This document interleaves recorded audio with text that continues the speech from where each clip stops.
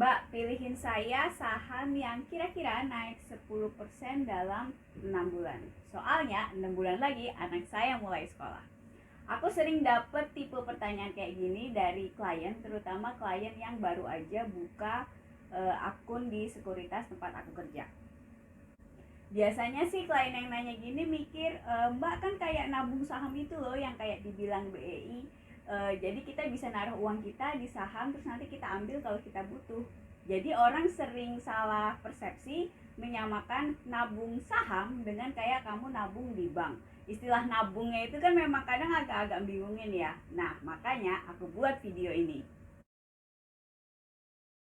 Halo semuanya, welcome back to Anggi TV, tempat kita santai sambil ngobrol tentang investasi.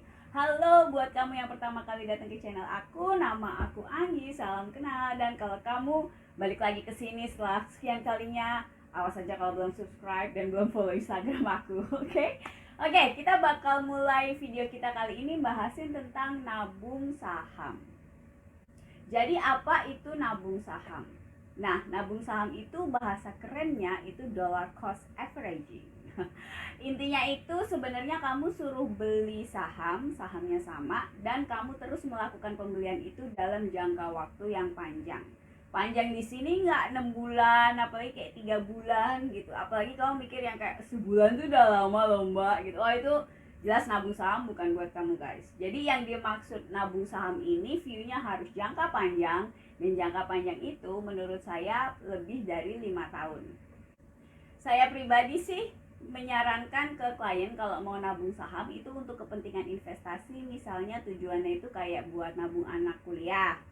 Jadi kalau misalnya anak kamu sekarang umur 5 tahun terus nanti mau masuk SD, itu bukan pakai nabung saham ya. Misal kayak 1-2 tahun lagi mau masuk SD, itu nggak pakai nabung saham ya, karena cuma 2 tahun.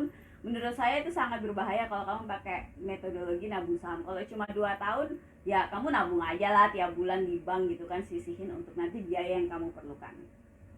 Jadi fix ya, udah jelas, cukup jelas ya bahwa kalau nabung saham itu view-nya adalah super jangka panjang, jadi biasanya untuk anak kuliah atau untuk kamu pensiun.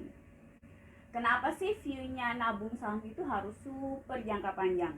Karena jadi gini, setiap bulan atau misal setiap 3 bulan pada saat nabung saham itu kamu kan tiap bulan beli nih sahamnya. Let's say misalnya kamu nabung saham BCA, tiap bulan kamu beli satu lot gitu. Nah dalam 1 tahun itu kan kamu punya 12 lot dan akan terus bertambah setiap bulannya kan.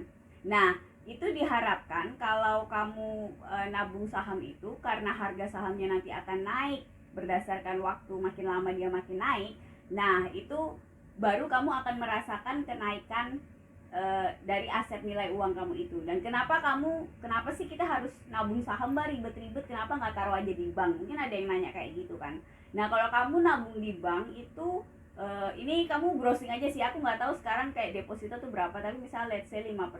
Nah kalau kamu tabung di saham dengan asumsi kamu memilih perusahaannya bagus dan kamu konsisten dengan metodologi investasi kamu alias kamu keep buat jangka panjang. Nah itu kita harapkan dalam setiap tahunnya kenaikan uang kamu itu yang kamu investasiin itu lebih dari sekedar deposito. Nah itu kenapa kita relain nih gitu kan, puyeng-puyeng, oh harus nabung saham, harus kayak milih harus sahamnya apa, mungkin kamu harus sedikit research untuk perusahaan yang mau kamu tabung sahamnya gitu kan. Jadi nabung saham tuh nggak ujuk-ujuk dalam tanda kutip gitu ya. Kalau kamu ke bank itu kan nggak usah mikir, kamu tinggal bawa duit, kamu buka deposito, udah nih jebret, kamu nggak usah mikir lagi. Tapi kalau kamu mau nabung saham itu nggak begitu. Nabung saham itu kamu jelas harus buka akun di sekuritas. Kalau mau buka akun di RHB Sekuritas hubungi aku, bisa DM di Instagram atau komen di bawah. But anyway, kamu harus punya akun di sekuritas. Nah ini yang lebih apa ya, yang lebih butuh effort, lebih butuh usaha dari kamu dari sekedar buka account. Kamu harus research kan perusahaan mana yang mau kamu keep sahamnya, yang mau kamu tabung sahamnya. Dan itu karena kita mau view jangka panjang, kamu nggak bisa cap-cip aja nih ada let's say 600 perusahaan publik di bursa saham kita terus kamu tutup mata pilih kancing kayak ulangan, nggak bisa gitu kan, comot aja satu. Itu strategi yang bodoh, sorry aja yang buruk sekali, karena kita akan menaruh uang kita di saham itu untuk jangka yang panjang. Nah gimana nih so far videonya, aku harap videonya berguna dan cukup menjawab pertanyaan kamu apa sih bedanya nabung saham gitu sama nabung biasa misalnya dengan deposito di bank. Kalau kamu suka video ini, please subscribe, klik like-nya, nyalain loncengnya, dan share video ini ke teman kamu. Wait, tapi jangan pergi dulu karena masih ada yang mau aku omongin tentang nabung saham. Di bagian terakhir video ini, aku mau ngomong apa yuk? Aku mau ngomong saran nabung saham buat newbie, dan ini pasti bakal berguna banget buat kamu. Ada 4 hal yang mau aku sharing di sesi terakhir video ini sebagai tips untuk kamu newbie yang mau mulai nabung saham. Yang pertama tentang jangka waktu atau tujuan investasi. Tadi sudah aku jelaskan di awal kan panjang lebar bahwa ini tuh view-nya super jangka panjang, jadi kamu harus tahu betul bahwa uang yang kamu tabung di bursa itu bukan uang yang kamu butuh bulan depan atau bulan ini buat bayar tagihan, bukan uang mau sekolah anak kamu nanti masuk SD padahal anak kamu sekarang masih udah umur 5 tahun gitu ya. Jadi view-nya harus di atas 5 tahun tujuan investasinya kalau kamu mau simpan uang kamu itu di nabung saham. Terus yang kedua, tentu aja kamu harus punya akun di sekuritas. Kalau belum punya, hubungin aku. promo. But anyway, nah ini yang ketiga ya. Yang ketiga tadi aku mau masuk ke teknis tentang cara milih sahamnya. Karena coba kamu browsing deh di bursa itu, di bursa kita itu, bursa Indonesia ada 600 perusahaan publik. Mikir nggak kamu, gila 600? Gimana ya aku milihnya buat yang aku mau nabung saham gitu. Secara pribadi sih aku nggak bisa misalnya state ngomong di video ini, kamu beli saham A aja atau B aja, karena itu nanti aneh aja gitu, karena semua investasi itu kan disclaimer on, kamu harus memilih saham itu sendiri. Tapi ada satu hal yang selalu aku bilang ke klien aku, terutama kalau mereka baru, tentang saham apa sih yang harus mereka beli. Aku selalu bilang stay di LQ45. LQ itu liquid ya, jadi liquid 45. Liquid 45 itu intinya perusahaannya itu sahamnya liquid, alias transaksinya bagus, ada setiap hari. Kalau kamu butuh, misalnya aku bikin video tentang LQ45, mungkin aku harus bikin kali ya. Nanti kalau videonya udah jadi tentang khusus LQ45 ini, aku taruh di atas lah ya, aku sambungin. Atau kalau belum ada, kamu stay tune aja karena nanti berarti lagi proses, aku lagi mau bikin. Jadi LQ45 itu intinya perusahaannya itu liquid, sering diadakan transaksi di bursa, sehingga kalau kamu mau jual atau mau beli itu selalu, intinya dia selalu stay tune gitu loh, sahamnya itu selalu ada aktif di market.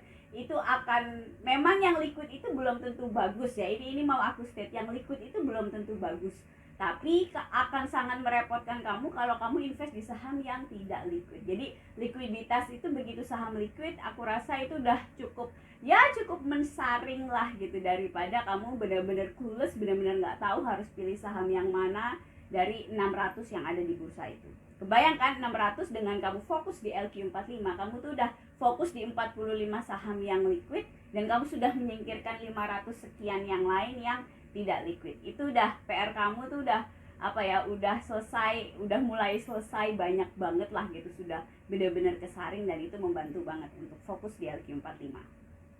Oke, dan ini saran keempat buat kamu newbie yang mau mulai investasi ala-ala nabung saham gitu. Ini adalah teknis sebenarnya berapa sih yang harus kamu alokasikan untuk nabung saham kalau kamu mau awal mulai nabung saham gitu kan.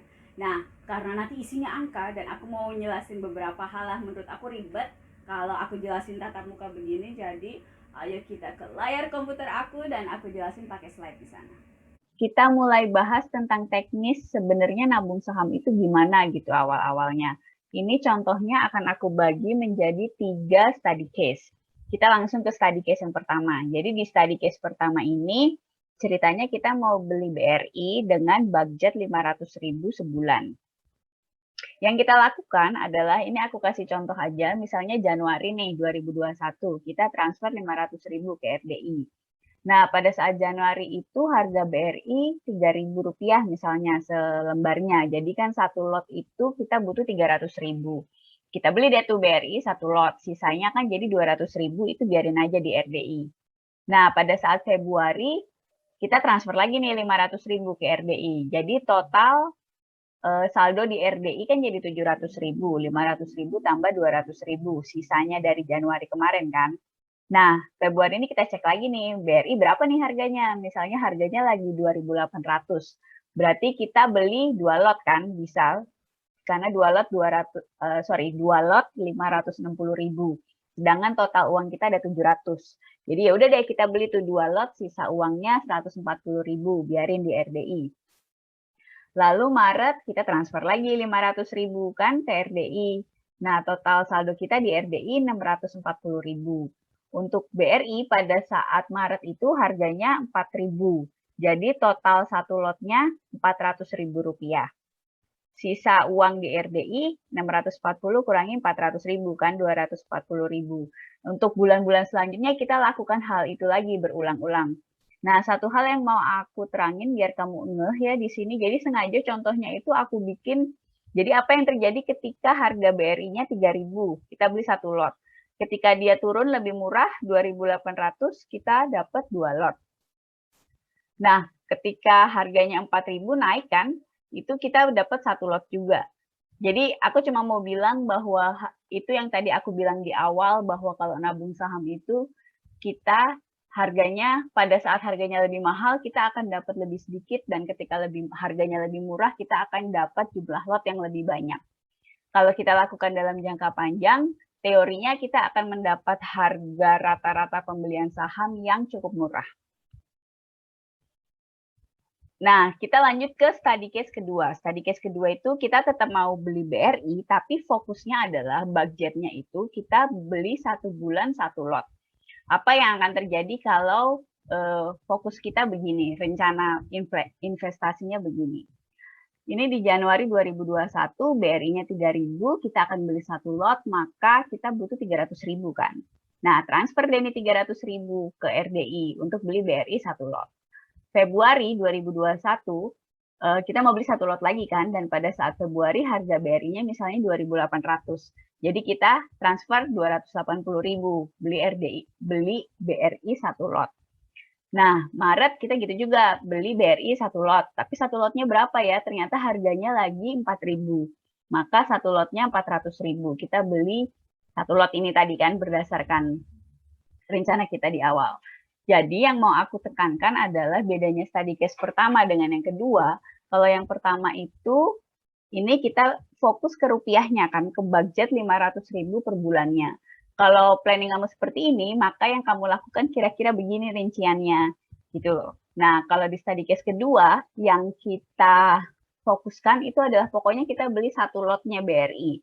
Masalah 1 lotnya berapa, ini rupiahnya akan beda-beda kan setiap bulan.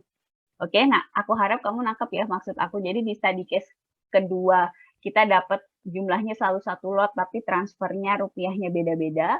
Kalau di study case pertama kita selalu transfer 500.000. Nah, kita beli apa aja yang 500.000 dan sisa uang yang ada yang bisa beli untuk BRI itu. Jadi lotnya mungkin akan berbeda-beda setiap bulan.